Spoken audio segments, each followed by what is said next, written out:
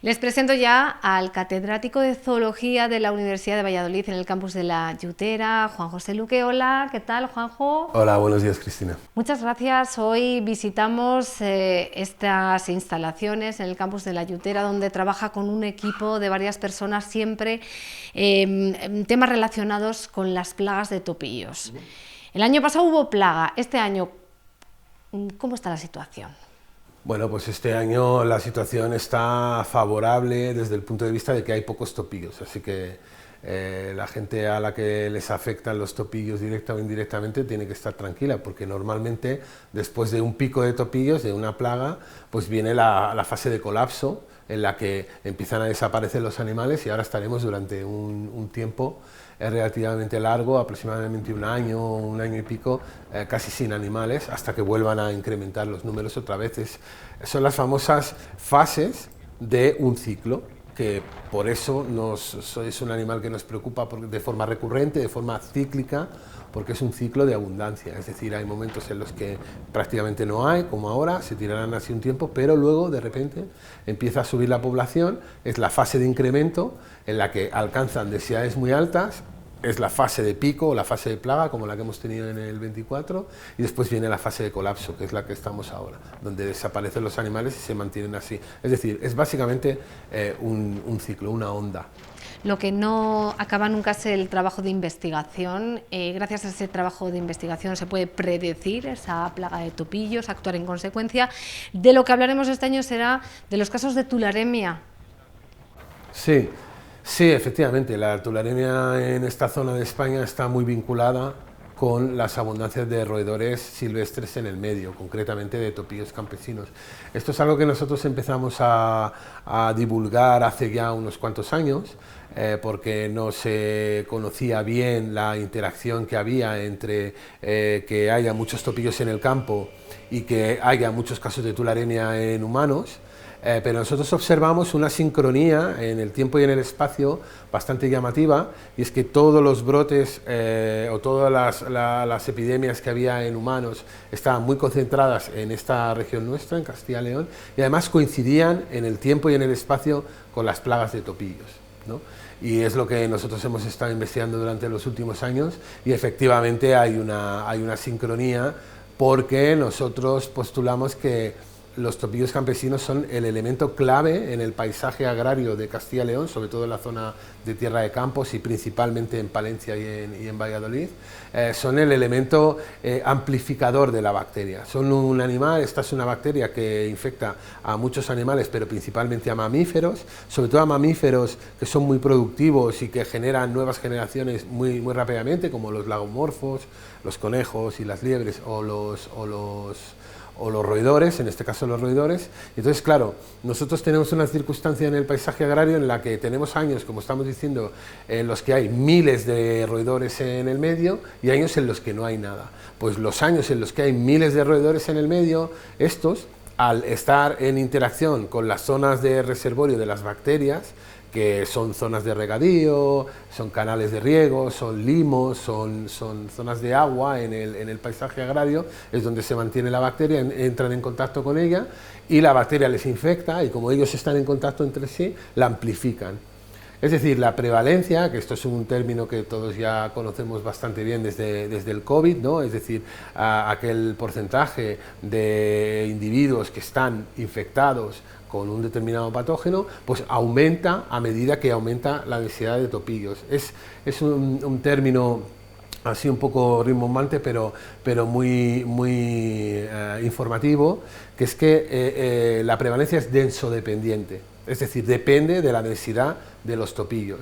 Y además es directa, es decir, a medida que hay más topillos, empieza a haber más bacteria en el medio, porque entre ellos se van contagiando, son muchos, se reproducen muy rápidamente y se llena el medio. Además se mueven mucho en el espacio y entonces contaminan el ambiente. Es decir, que cada vez que hay plagas de topillos en esta zona, el riesgo de tularemia es más alto. Ustedes llegan a estas conclusiones en base a métodos, a estudios, ¿no?, a trabajo que realizan tanto en campo como en laboratorio, pero hay novedades, ¿no? ¿Nos puede hablar de ellas? Sí, ahora de hecho estábamos en estos días y justo hoy revisando nuestros análisis que son combinados, como dices, tanto el trabajo de campo como el trabajo de laboratorio, donde con metodologías de investigación a nivel molecular podemos detectar si los topillos tienen o no tienen ADN de la bacteria en sus organismos y por lo tanto si tienen o no tienen una infección. Y luego también hemos estado analizando por primera vez nuestros resultados de serología. Esto también nos suena a todos un poco desde el COVID, ¿no? La respuesta inmune, anticuerpos y tal. Nosotros tomamos muestras de los topillos y no solo miramos si tienen o no tienen el ADN de la bacteria, sino también si tienen o no tienen anticuerpos, para ver cuál es su respuesta frente al patógeno. Y lo que estamos viendo es que la bacteria mata a muchos animales, pero sí que es cierto que algunos, como en la mayoría de los casos, ¿no?, en esta circunstancia, un patógeno interactuando con un organismo, pues sobreviven, hay un porcentaje de ellos que sobreviven. Y es lo que estamos viendo ahora, ¿no?, que normalmente la tularemia lo que hace es impactar sobre la población de topillos y contribuir a ese colapso en verano que vemos, ¿no?, muchos animales muertos por el medio, pero nosotros hemos estado investigando esos animales muertos por el medio y hemos visto que muchos de ellos están infectados con la bacteria de tularemia. Y luego esos animales son los que van a pasar por las cosechadoras o van a bloquear o a taponar pues elementos de riego que luego acaban contaminando a los agricultores o al medio, ¿no? Entonces, lo que hemos hecho es que hemos demostrado empíricamente, al principio lo hicimos básicamente de forma correlativa, observando cuándo había plagas de topillos y cuándo había epidemias de tularemia en humanos. Pero ahora lo que hemos visto es, hemos ido a mirar los animales en detalle a nivel molecular y estamos viendo que efectivamente, que cuando hay muchos topillos en el medio, llegan al pico, y los muertos que encontramos por los campos de cultivo, muchos de ellos, más de un tercio de ellos, están contaminados por tularemia. Hablo de un tercio en los casos más extremos, donde hemos encontrado más prevalencia, pero es verdad que hay muchísimos campos, estamos hablando de miles de hectáreas, y hay porcentajes o prevalencias que son más bajas, pero da igual, porque incluso aunque estemos hablando de una prevalencia del 10% o por debajo, si estamos diciendo que tenemos densidades de animales de 1000 y pico animales por hectárea, pues un 10% de 1000 y pico animales son 100 y pico animales y ya son demasiados como para que no aumente el riesgo. La propia bacteria, la tularemia, es la que mata esa gran densidad de topillos, pero a otros entiendo, les hace más fuertes. Sí, bueno, dicho de alguna manera, sí, eso es así. De hecho, debe haber otras cosas que maten mucho a los topillos y eso es más que preocupante o alarmante, es interesante desde el punto de vista científico porque no tienen por qué ser enfermedades zoonóticas, es decir, que compartan con los humanos, sino igual son patógenos que solo matan a los topillos, pero es lo que te decía, nosotros hemos observado muchos animales muertos que están muertos, no están depredados, es decir, no los ha matado otro animal, pero tampoco tienen la tularemia, es decir, tienen que tener alguna cosa más o algún factor más, puede que no sea infeccioso, pero puede que sí, y entonces lo tenemos que investigar, es decir, hay otros patógenos circulando ahí fuera seguramente que causan la bajada del número de topillos, pero sí, efectivamente, si no sería algo que ni siquiera al patógeno le interesaría, ni siquiera el patógeno podría sobrevivir en un ambiente en el que si lo matan todo, esto es algo muy común de los microparásitos, de los patógenos, ¿no? Tener unas letalidades que pueden oscilar, porque si acaban con todos sus hospedadores, desaparecen, pero si tampoco tienen mucho efecto, pues también acaban desapareciendo, entonces normalmente se acaba encontrando un equilibrio de letalidad, ¿no? Pero sí, los topillos, de hecho esta es la novedad que vamos a publicar no tardando mucho en alguna revista internacional y es eso, hemos sido los primeros en descubrir que efectivamente, aunque son pocos, pero hay topillos que han pasado la enfermedad, que ya no la tienen y tienen anticuerpos.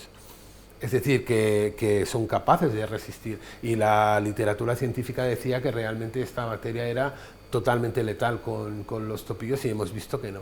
Es algo que biológicamente se esperaba, pero ahí lo tenemos. Pues muy interesante, gracias a ese trabajo que decíamos hacen en equipo. Ahora mismo, ¿en qué están inmersos? ¿Han descubierto lo que acaba de contarnos? ¿Lo van a publicar recientemente, imagino, en alguna revista científica?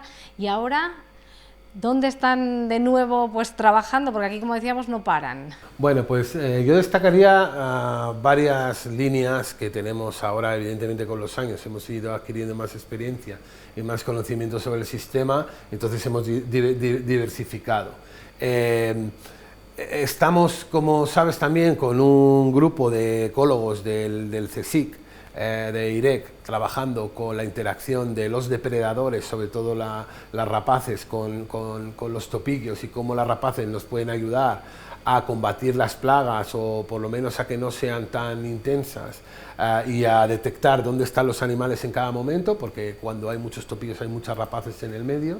Pero luego también nosotros hemos estado a esta plaga pasada trabajando mucho con mis compañeras en cómo se organizan los animales, es decir, cómo pasan de 0 a 100, qué hacen exactamente en el campo para que rápidamente pasemos de prácticamente no tener animales en unos pocos meses a que esté el campo lleno de animales, ¿no? Estamos viendo cómo se agrupan en familias, en colonias, estamos intentando ver cómo usan el espacio, quién es quién y cómo interactúan. La hipótesis es que, como pasa en muchos otros roedores, al final se forman grupos de hembras que están emparentadas entre sí y que crían de forma conjunta. Y entonces, entre ellas se ayudan tanto a hacer las colonias y las galerías donde van a tener las crías, como a sacar estas crías adelante, ¿no? Entonces, uniendo fuerzas pues, y criando muy rápidamente, consiguen cambiar los números de una forma exponencial. Esto estamos describiéndolo al detalle, usando también la genética para ver quién es quién y tratar de confirmar esa hipótesis. Y por otro lado, estamos también trabajando con otras organizaciones y otros grupos sociales que no tienen por qué ser científicos directamente, pero por ejemplo con algunas ONGs, con el tema de las cajas nido, las lechuzas y métodos alternativos para poder seguir las plagas de topillo con tiempo, a gran escala, porque lo que nosotros hacemos lo podemos hacer en determinadas localidades porque tenemos equipos bastante costosos de mantener y de operar. Necesitamos vehículos, necesitamos personal especializado, necesitamos hacer necropsias de los animales, capturas, extraer ADN, en fin, todo esto es laborioso.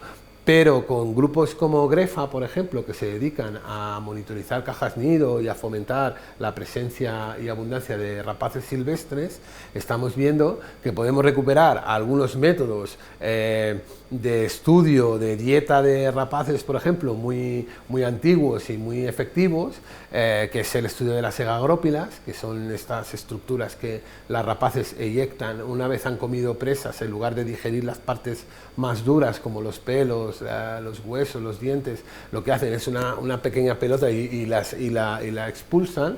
Nosotros, cuando recuperamos esos elementos y los observamos, vemos exactamente qué están comiendo las rapaces en cada momento.